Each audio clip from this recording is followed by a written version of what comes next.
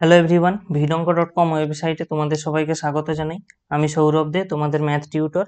এখানে তোমাদের সঙ্গে যে প্রশ্নটি নিয়ে আলোচনা করব, দেখো এটি কলন বিদ্যার প্রয়োগের সাহায্যে এটা নির্ণয় করতে হবে।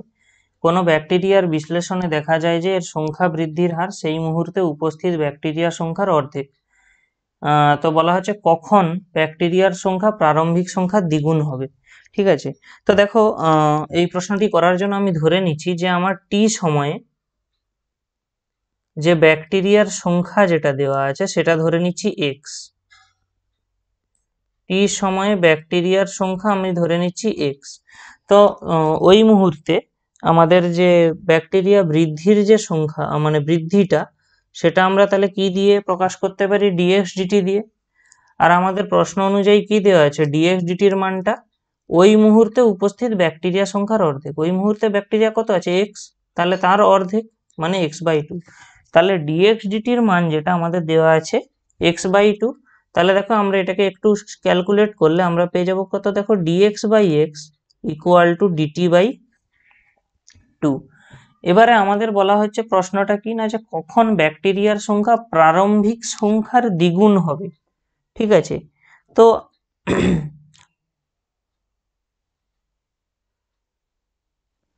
তাহলে আমরা এখানে একটা জিনিস দেখো,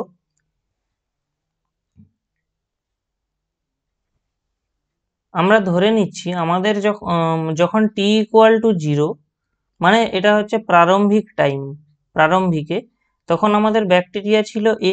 আমাদেরকে নির্ণয় করতে কি বলা হচ্ছে? যখন এক্স এর মানটা 2a হবে তখন আমাদের সময়টা কত হবে, তো সেটা আমি ক্যাপিটাল টি আকারে ধরে নিচ্ছি।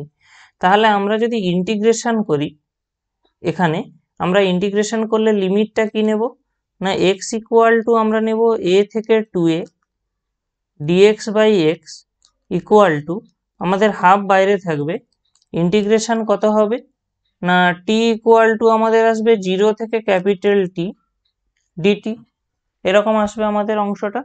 তো এখান থেকে আমরা ক্যালকুলেট করব, বাম দিকে dx/x মানে আমরা জানি ই নিধান সাপেক্ষে লগারিদম হবে, এটা লগারিদম বেস এ, কিন্তু অ্যাকচুয়ালি মড এক্স হতো, এখানে লগ মড এক্স হয় ইন্টিগ্রেশন নিলে। কিন্তু যেহেতু আমরা জানি এখানে যে দেখো নিম্ন সীমা ঊর্ধ্ব সীমা এরা সবাই ধনাত্মক দেওয়া আছে, সেই কারণে আমরা এখানে শুধুমাত্র লগ এক্স নিচ্ছি।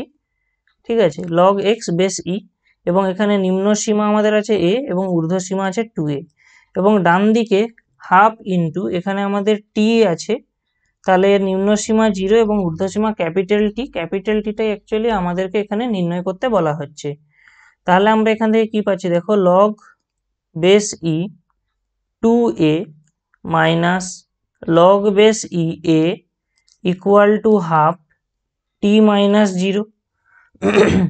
এবারে এই যে 2a রয়েছে, আমরা লগের ধর্ম অনুযায়ী একে ভেঙে নিলে আমরা কি পাবো? দেখো log base e 2 plus log base e A minus log base e A equal to টি/2। তো এরা কাটাকাটি হয়ে গেল। তাহলে আমরা এখান থেকে ক্যাপিটাল টির মান কি পেয়ে যাচ্ছি? দেখো 2 লগ 2 বেস ই। আবার এই যে লগ 2 বেস ই, একটু ভালো করে লক্ষ্য করো, এটা আমাদের প্রশ্নে এর ভ্যালুটা দেওয়া আছে। তাহলে টি ইকুয়াল টু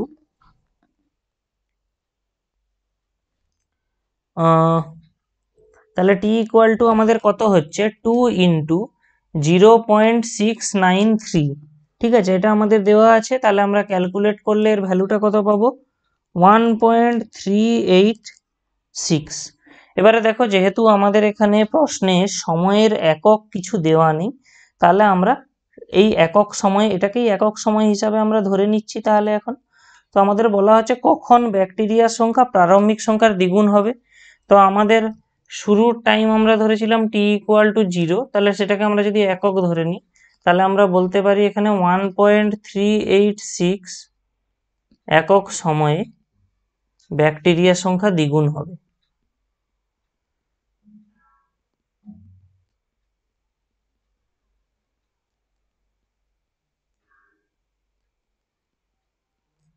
ভিডঙ্ক.com ওয়েবসাইটে ম্যাথটি দেখার জন্য তোমাদেরকে অসংখ্য ধন্যবাদ জানাই। এরকমই নানা প্রশ্ন ও তাদের সমাধানের জন্য তোমরা আমাদের ওয়েবসাইটটি ভিজিট করো।